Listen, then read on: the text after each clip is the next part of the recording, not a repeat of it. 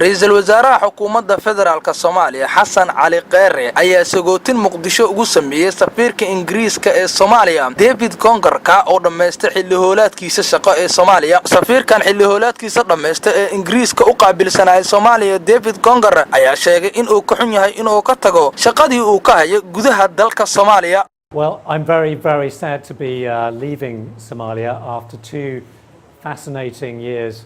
aad baan uga xumahay inaan tago kadib 2 sannadood oo aan halkan ka shaqaynayay. waxaan doonayaa inaan fursadan uga faa'iideysto inaan idhaahdo waad mahadsantihiin dawladda Soomaaliya iyo dhammaan dadka cajiibka ah ee aan bartay ee aan la macaamilay 2 sannadood ee aan Soomaaliya joogay.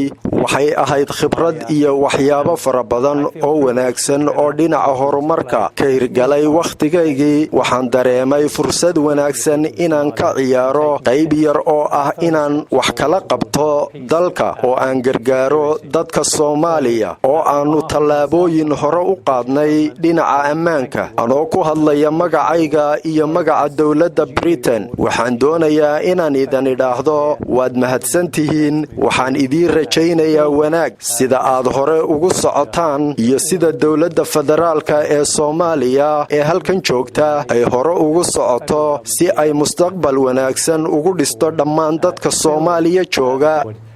To build the best possible future for all the people of Somalia. Thank you.